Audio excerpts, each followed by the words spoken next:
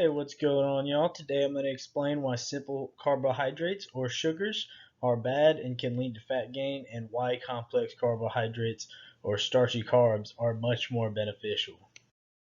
So first off, let me just go over simple carbohydrates or sugars really quick. So sugars are used for energy very quickly, and they're divided into two different groups: monosaccharides and disaccharides. Monosaccharides are the simplest form of sugar, and they do not have to be broken down further in order to be directly absorbed into the bloodstream. So the three different types of monosaccharides are glucose, which is the final product of carbohydrate metabolism; fructose, which is a sugar found in fruit; galactose, which is a sugar found in milk. All of these are monosaccharides.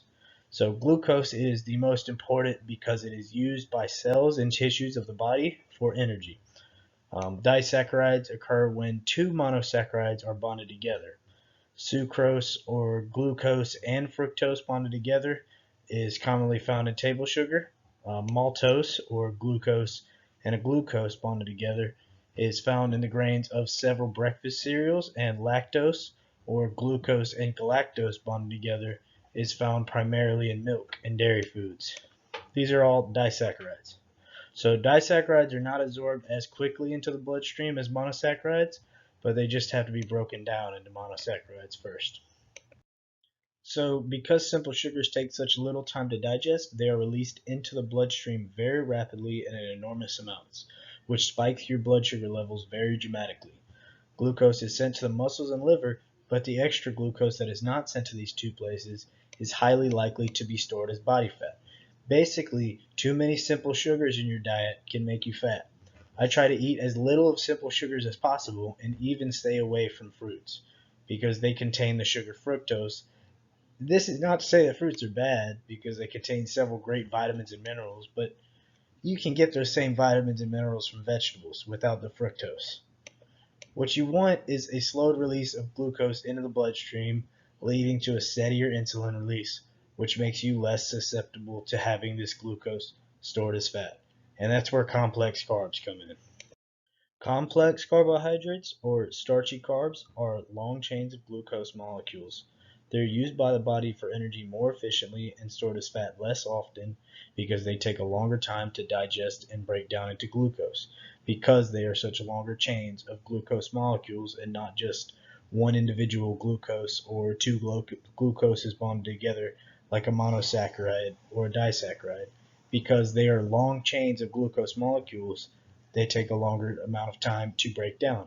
And because of this, they give you a much steadier, sustained type of energy for longer periods of time, unlike simple sugars, which only allow for quick bursts of energy. Examples of starchy carbs you could include in your diet are potatoes, extra long grain white rice, also oatmeal. The coating of the grain in oatmeal is highest in fiber as well, and beans, just to name a few examples. You can also use beans for protein, but you have to combine a couple different types of beans because they're incomplete proteins together, so you have to combine these beans to make a complete protein. So fiber or fibrous carbohydrates are a form of indigestible, low energy, low calorie carbohydrate that assist in intestinal elimination.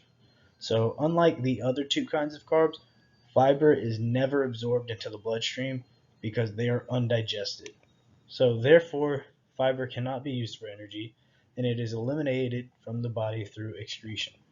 So the benefits of consistent fiber intake include minimizing future colon problems, minimizing bowel problems, and avoiding several gastrointestinal disorders.